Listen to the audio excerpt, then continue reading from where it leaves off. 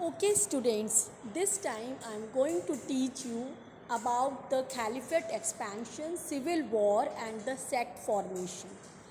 So, students, in the previous lectures, I have told you about how the Islam originated in Arab Peninsula, that is, after the birth of Prophet Muhammad in Mecca, who belonged to the Quraysh tribe, and who was born and brought up in a very poor family.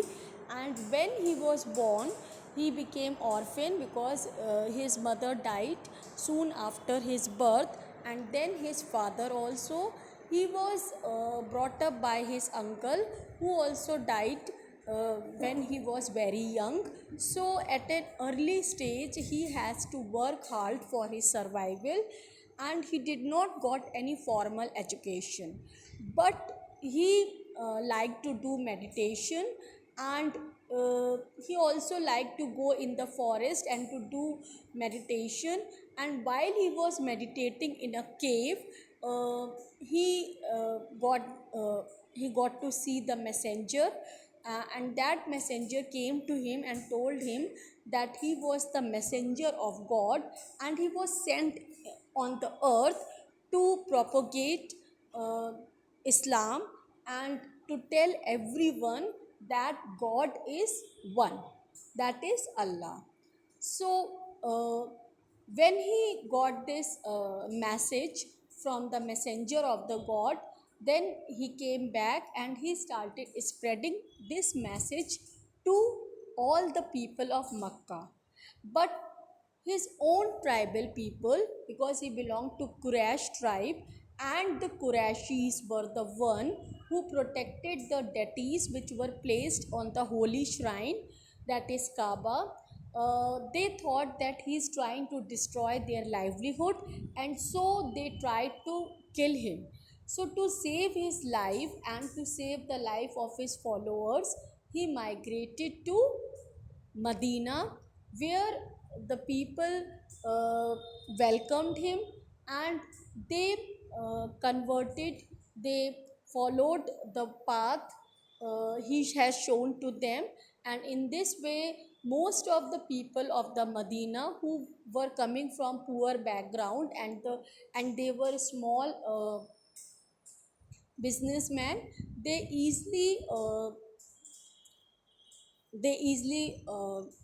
adopted the religion that was promoted by him, that is Islam.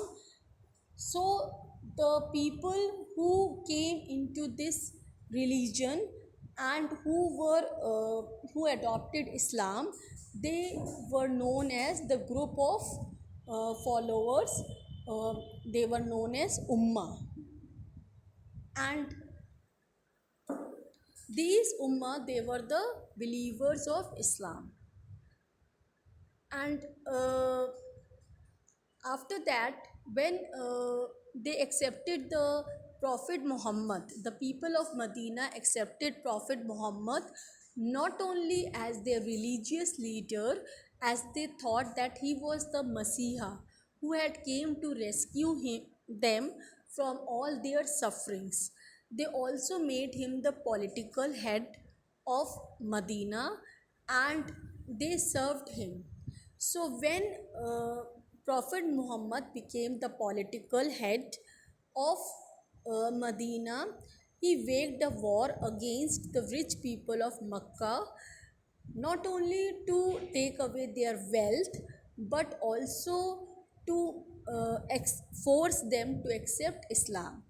And when Mecca was conquered, then ultimately the people who were rich businessmen, rich traders, rich merchants, they were forced to adopt Islam. And in this way, the other states of Arab Peninsula, they were also conquered, and the people were forced to accept Islam. In this way, Islamic states was created under the leadership of Prophet Muhammad, and uh, Medina was declared as the capital of the Islamic states, and Makkah the religious state, and Kaaba was the holy shrine where the all the people who belong to the Islamic community, they used to come over there for Hajj, that is pilgrimage, holy pilgrimage. But after the death of Prophet Muhammad, the the people of, or you can say, the religious leaders who were the also the coming in the group of Ummah, who were uh, the community of Ummah, who formed the community of Ummah, they thought now after the death of Prophet Muhammad, gradually the religion that was spread by Prophet Muhammad will soon decline, because for a religion to survive, first it should have a religious propagator or a religious, you can say, leader, and second the followers. But as Prophet Muhammad did not have any legal heir, he was not having any son, biological son, he was only having a daughter Fatima with his wife, first wife Khadija.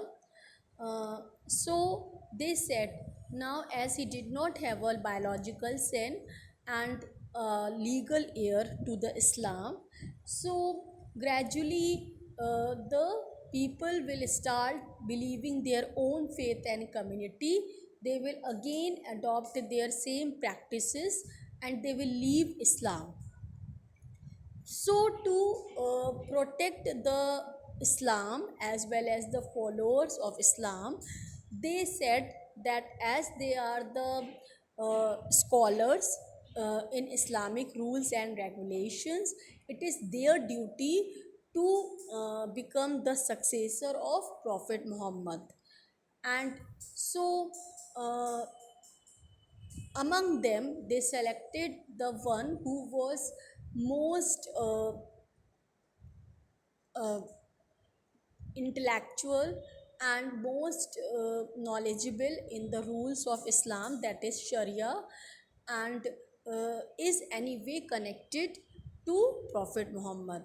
So, the first caliph, uh, the first leader, religious leader of Islam, was Abu Bakr, who was also some way connected to Prophet Muhammad as his, you can say, as his very close relative, and he was the one first caliph to consolidate. He led to the consolidation of the Islamic states and crushing of the rebellion, uh, as these small nomadic tribes, they started revolting and they started declaring themselves as independent from the Islamic states. So he crushed the revolt of these nomadic tribes, and he again led to the unification of the, you can say, or the consolidation of the Islamic states. So now I am going to read for you so that it is more clear to you. The caliphate expansion, civil war, and sect formation. After Muhammad's death in 632, no one could legitimately claim to be the next prophet of Islam. ये कह रहे हैं कि मोहम्मद साहब की मृत्यु के उपरांत, जो कि 632 में हुई थी, उनका कोई भी कानूनन वारिस नहीं था जो कि इस्लाम को आगे बढ़ा सके। और इसका परिणाम ये हुआ कि जो उनकी राजनीतिक अथॉरिटी थी, जो पॉलिटिकल अथॉरिटी थी, वो किसके पास चली गई? उम्मा के पास। उम्मा जो कि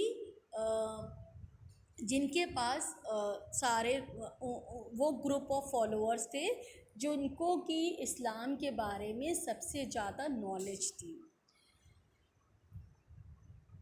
This created opportunities for innovations but also caused deep divisions among the Muslims. इससे जो उम्मा थे जिनके पास अब सारी मतलब ताकत थी इस्लाम को आगे बढ़ाने की और इस्लाम को स्प्रेड करने की, उनके लिए ये एक अवसर था कि वो इस्लाम में कुछ नई बातों को भी उसको ऐड करें, उसमें नई बातों को उसमें मिलाएं, उसका समावेश करें और इस तरीके से वो अपनी तरीके से इस्लाम को बढ़ाएं. The biggest innovation was the creation of institution of caliphate. जो सबसे बड़ा इसमें आविष्कार था, जो सबसे बड़ी नई चीज़ इसको सम्मिलित किया गया था, वो ये था कि प्रॉफिट मोहम्मद के जो आगे के नेक्स्ट धार्मिक वारिस होंगे, जो रिलीजियस उसके सक्सेसर्स होंगे, वो उनको क्या कहा जाएगा, खलीफेट. और इस तरह से खलीफेट संस्था की स्थापना हुई, in which the leader, the prophet, in which the leader of the community, Amir al-Mumin, became the deputy. इन्होंने कहा कि जिसमें कि जो संस्था यानी खलीफाओं की जो संस्था होगी, उनके जो सबसे बड़े जो लीडर होंगे, जो उनका नेतृत्व कर रहे होंगे, उनको उपाधि दी जाएगी आमिर अल मुमिन की, एंड वो खलीफा की भी उपाधि ग्रहण करेंगे. द फर्स्ट 4 कैलिफ्स, सबसे पहले जो 4 कैलिफ्स बने थे, जिनको 4 लोगों को जो खलीफ की उपाधि दी गई थी, उन्होंने अपनी ताकत को किस तरह से जस्टिफाई किया था कि वो कहीं ना कहीं उनका प्रॉफिट मोहम्मद के साथ बहुत ही क्लोज रिलेशन है, मतलब ब्लड रिलेशन है उनका, कहीं ना कहीं वो उनके परिवार के हैं, उनका उनसे रक्त संबंध है. And continued their work under the general guidelines he had provided. और जो उन्होंने लोगों को बताया था उसी के आधार पर उन्होंने काम करना शुरू किया. The twin objectives of the caliphate were to retain control over the tribes constituting the ummah and to raise resources for the state. ये कह रहे हैं इससे उनको दो उनके उद्देश्य पूरे हुए कि पहली बात तो ये है कि खलीफेट बनने के बाद, यानी कि इस्लामिक गुरु बनने के बाद, वो जो भी इस्लाम को मानने वाले थे उन पे उनका पूरा नियंत्रण स्थापित हो गया, और दूसरा जो राज्य के सारे संसाधन थे अब वो उनके अधिकार क्षेत्र में आ गए. The first Caliph Abu Bakr suppressed the revolt by a series of campaigns. जो सबसे पहले खलीफ बने थे अबू बकर, उन्होंने सबसे पहले काम, जब वो खलीफ बने उसके बाद उन्होंने सबसे पहला काम किया था कि जो अलग अलग अरब पेनिनसुला में जो नोमैडिक ट्राइब, जिनको कि ज़बरदस्ती इस्लामिक स्टेट्स के अंतर्गत उनको उनके राज्यों को एनेक्स कर लिया गया था, जिनके राज्यों को मिला लिया गया था और वहाँ के लोगों को ज़बरदस्ती इस्लाम कबूल करवाया गया था, उनको जब ये बात पता चली कि प्रॉफिट मोहम्मद अब नहीं रहे, तो उन्होंने अपने आप को स्वतंत्र करने के लिए अभियान शुरू कर दिया था और कुछ लोगों ने अपने राज्यों को स्वतंत्र भी करा लिया था. तो जब अबू बकर प्रॉफिट मोहम्मद के वारिस घोषित किए गए, यानी खालिफ घोषित किए गए, तो उनका सबसे पहला यही काम था कि उन्होंने इन राज्यों को दोबारा से जीत करके, दोबारा से इनके अंदर जो विद्रोह हो रहा था इस्लामिक स्टेट्स के ख़िलाफ़, उस विद्रोह को दबा करके इनको फिर से इस्लामिक राज्य में वापस मिला लिया.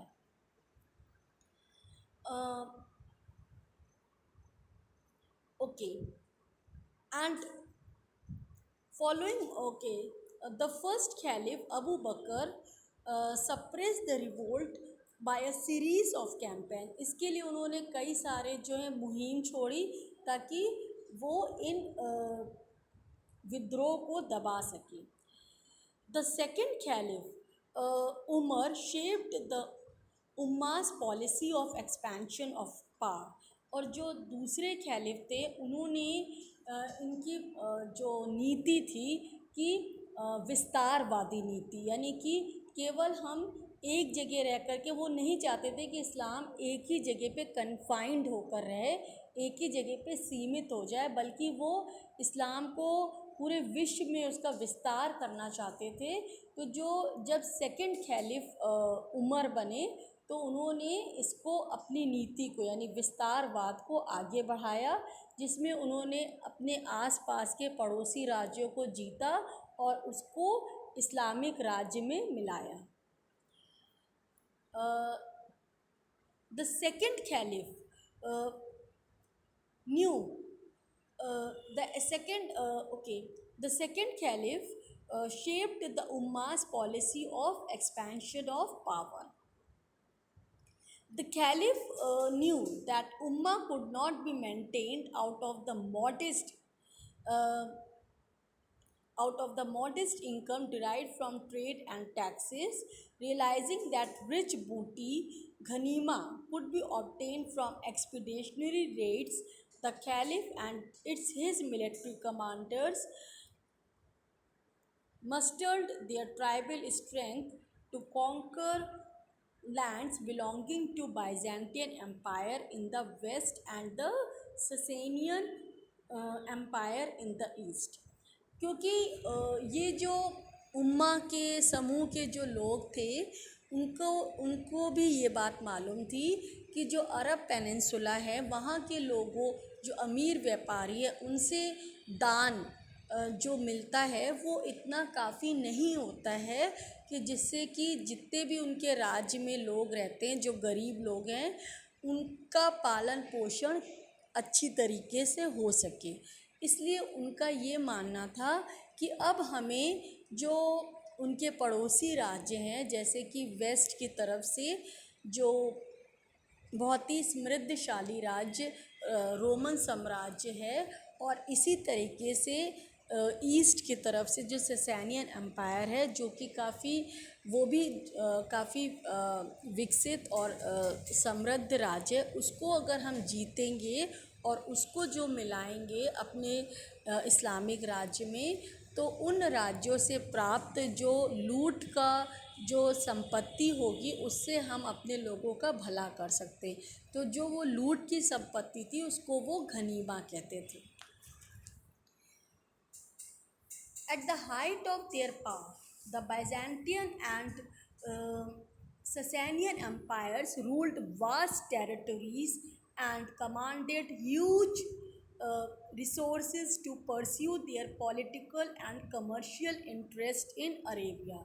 और ये कह रहे हैं कि जो उस समय की जो रोमन एम्पायर, जिसको कि बाइजेंटियन एम्पायर के नाम से भी जाना जाता था, क्योंकि उस समय बाइजेंटियन उनकी राजधानी थी, तो वो बाइजेंटियन एम्पायर जो थी वो काफ़ी समृद्ध एम्पायर थी, मतलब काफ़ी ज़्यादा प्रॉस्परस एम्पायर थी. और उनको ये मालूम था कि अगर वो उसको जीत लेते हैं, उसको हरा करके अपने राज्य में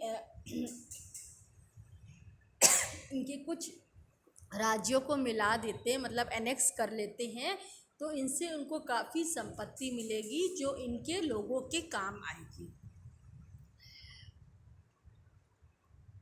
The Byzantine Empire promoted Christianity and the Sasanian Empire Zoroastrianism.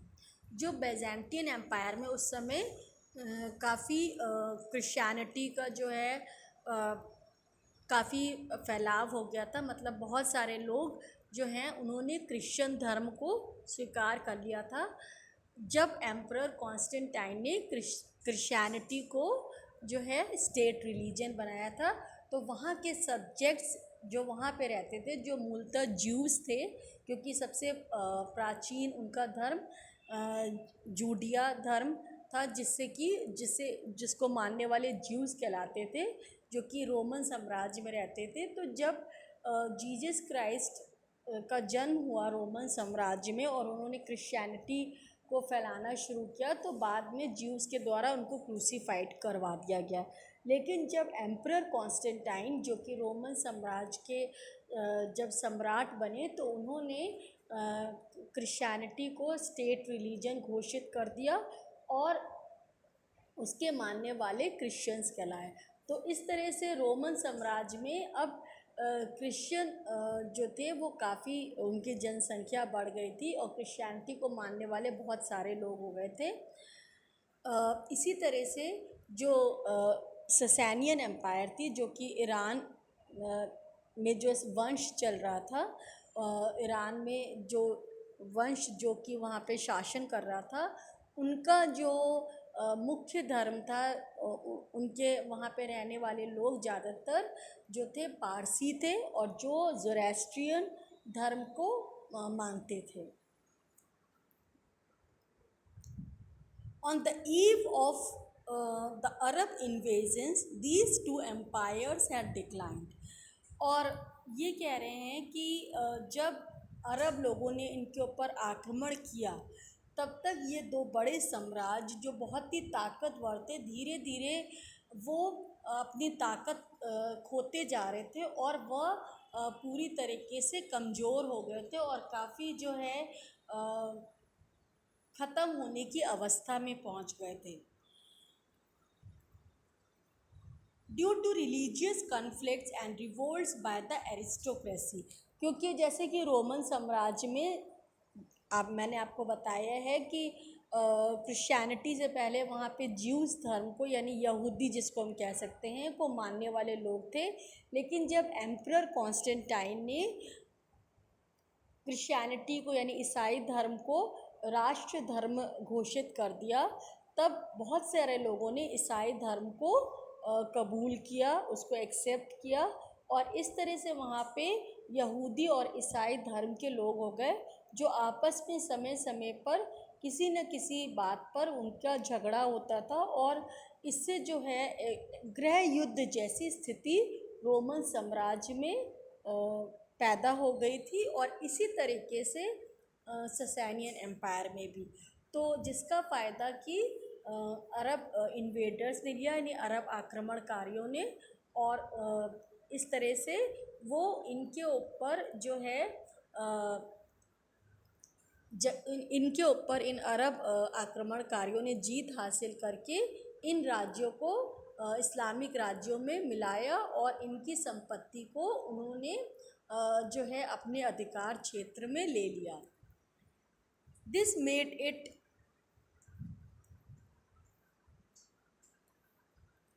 made it easier for the Arabs to annex territories through wars and treaties. In three successful campaigns, 637 to 642, the Arabs brought Syria, Iraq, Iran and Egypt under the control of Medina.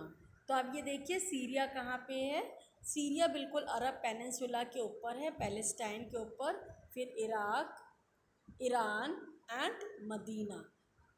Medina तो was there. Okay, so Arab they have these invaders, they established control over the Syria, Iraq and Iran.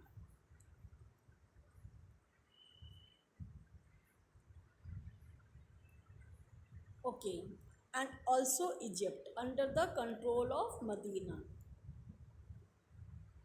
इनकी जो military strategy थी, मतलब जब ये किसी भी राज्य के ऊपर आक्रमण करते थे तो ये पूरी तैयारी से करते थे और इसके लिए वो पूरा प्लान बनाते थे किस तरह से वो जो है किसी के ऊपर धावा बोलेंगे। तो इनकी जो स्ट्रैटेजी थी, जो मिलिट्री, किस तरह से सैन्य कार्रवाई की जाएगी, तो ये बहुत ही अच्छी थी। क्योंकि सबसे पहली बात, जो इनके सैनिक थे वो ज़्यादातर बेडुइन नोमैडिक ट्राइब्स थे और ये जो नोमैडिक ट्राइब्स थे उनको हर परिस्थिति में बुरी से बुरी परिस्थिति में भी जीना आता था, क्योंकि वो अरब पेनिनसुला को बिलोंग करते थे, जो कि एक dry and arid desert area है और जहाँ पे रहना बहुत ही मुश्किल होता है, और साथ ही में वो अच्छे घुड़सवार भी थे। तो इसकी वजह से जो ये युद्ध में भी काफ़ी पारंगत हो गए थे और हर तरह की परिस्थिति में अपने आप को अडेप्ट कर लेते थे। Military, okay. Religious fervor and the weakness of the opposition contributed to the success of the Arabs. Further campaigns were launched, और इसके अलावा भी कई सारे कैंपेन्स जो है लॉन्च किए गए ताकि रोमन और ससैनियन एम्पायर के राज्यों को एनेक्स किया जा सके। Uthman. Then further campaigns were launched by the third Caliph Uthman to extend the control to central to extend the control to Central Asia. Within a decade of the death of Muhammad, the Arab Islamic State controlled the vast territory between the Nile and the Oxus. और ये कह रहे हैं कि इसको further मतलब इसको आगे किसने बढ़ाया, इस एक्सपेंशनिस्ट पॉलिसी को, इस विस्तारवादी नीति को, जो थर्ड कैलिफ बने उथमान, उन्होंने इस विस्तारवाद को और आगे बढ़ाया और अपने इस्लामिक स्टेट्स को उन्होंने इजिप्ट से लेकर के ट्रांस ऑक्सेनिया तक उसका विस्तार किया। ट्रांस ऑक्सेनिया जो कि अब अफ़गानिस्तान में है, मतलब अफ़गानिस्तान एंड उज़्बेकिस्तान। और इस तरह से इन्होंने भी इसका विस्तार करने में बहुत मदद करी।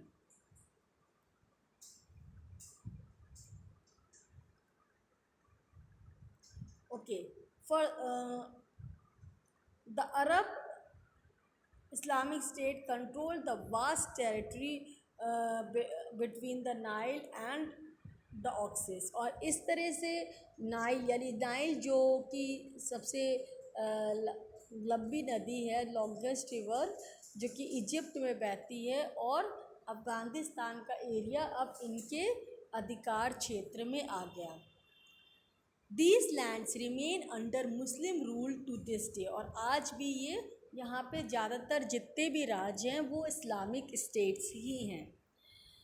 In all the conquered provinces, the caliphs imposed a new administrative structure headed by the governors, amirs and tribal chieftains।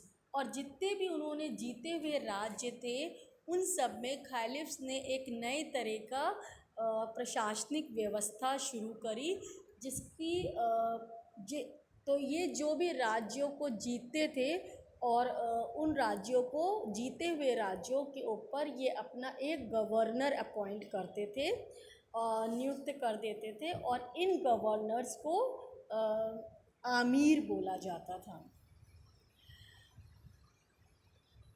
Okay, ये आमीर जो होते थे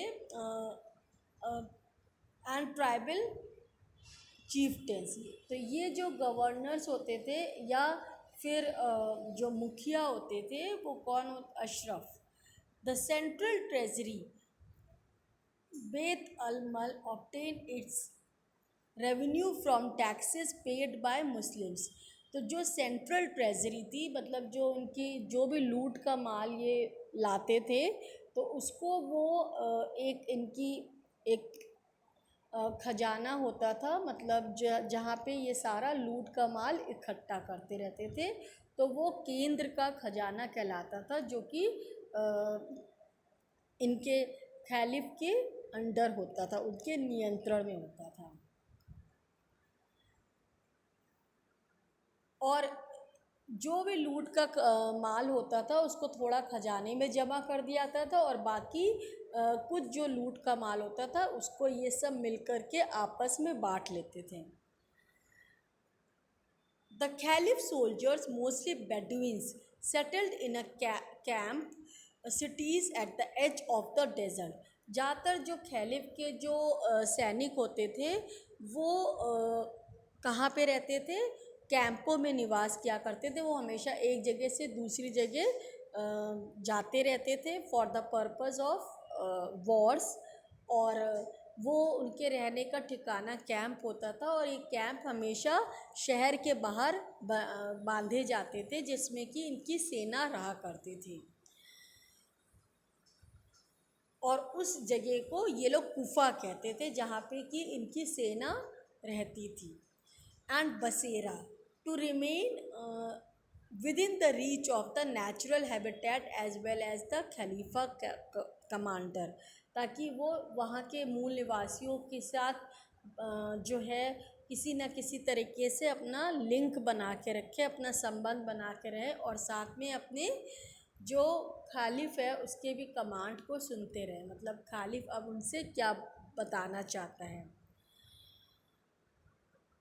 The ruling class and soldiers received share of the booties and monthly payments। और जो ruling class था, जो जहाँ पे राजा और उनका परिवार रहता था, और साथ में ही जो सैनिक लोग थे उनको जो भी लूट का माल होता था उससे उनको कुछ हिस्सा दिया जाता था। The non-Muslim population retained their rights to property and religious practices. जबकि जो नॉन मुस्लिम थे, जनसंख्या थी, वो हमेशा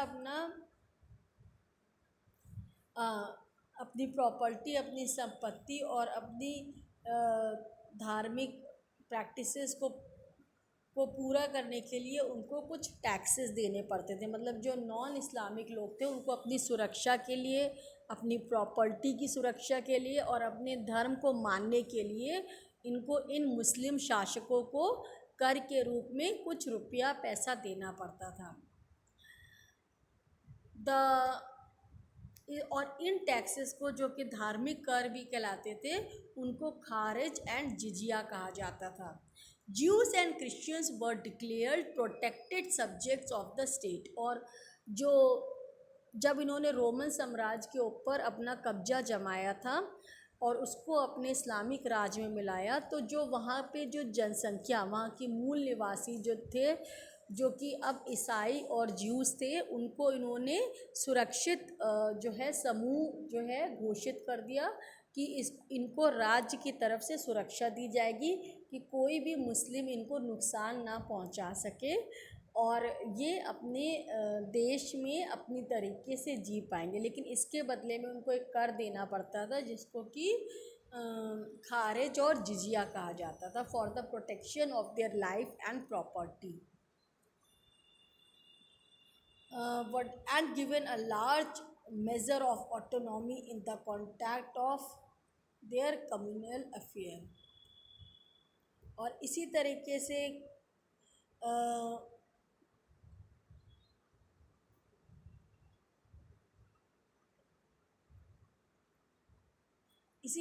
से जो किसान थे,